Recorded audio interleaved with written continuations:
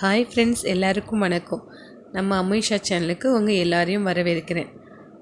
அப்புறம் இன்றைக்கி உங்களுக்கு என்ன வீடியோ கொடுத்துருக்கேன்னு சொன்னால் ரொம்பவே யூஸ்ஃபுல்லான டிப்ஸ் தான் நான் உங்களுக்கு இன்றைக்கி கொடுத்துருக்கேன். சிறியவர்கள் முதல் பெரியவங்க வரைக்கும், அதாவது பிறந்த குழந்தை முதல் பெரியவர்கள் வரைக்கும் இருக்கிற அனைவருக்கும் இருக்கிற இருமல், வறட்டு இருமல் குணப்படுத்துகிற மருந்து தான் உங்களுக்கு நான் இன்றைக்கி வீடியோவில் சொல்லியிருக்கேன். ஸோ வீட்டில் கிடைக்கிற மருந்து தாங்க, ரொம்ப எளிமையான மருந்து தான்.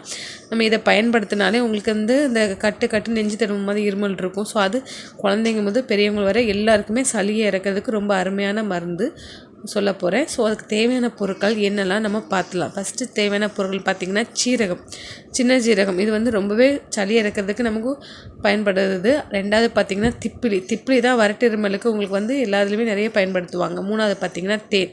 இந்த 3 பொருட்கள் நம்ம வீட்டில் இருக்க இந்த 3 பொருட்கள் வந்து நிறைய வீட்டில் இருக்கும் கண்டிப்பாக. ஸோ அதுதான் வந்து நம்ம பயன்படுத்துகிறோம். ஜீரகம் எந்த அளவில் தேவைன்னு சொன்னிங்கன்னா, 1 ஸ்பூன் ஜீரகம் எடுத்திங்கன்னா அதுக்கு ஓரளவு சிறிய அளவு துண்டு திப்பிலி எடுத்துக்கிடணும்.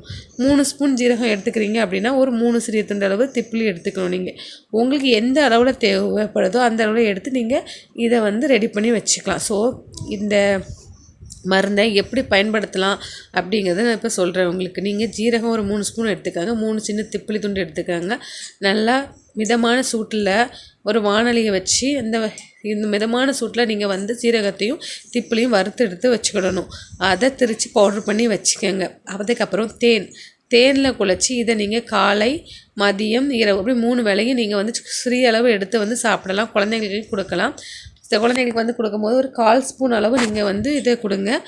1/4 ஸ்பூன் அளவு அதில் கொஞ்சோண்டு ஒரு 1/2 ஸ்பூன் தேன் கலந்து நீங்கள் கொடுக்கும்போது வந்து சளி இது வந்து உங்களுக்கு நல்லா இறக்கும். இந்த கட்டுன்னு இருக்க இருமல் எல்லாத்தையுமே வந்து இது வந்து உங்களுக்கு குணப்படுத்தும்.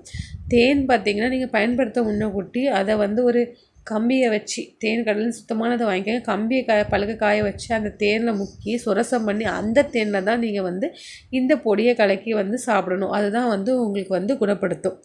ஏற்கனவே பழைய வீடியோகளில் தேனை எப்படி வந்து உங்களுக்கு உபயோகப்படுத்தணும்னு சொல்லியிருக்கேன்.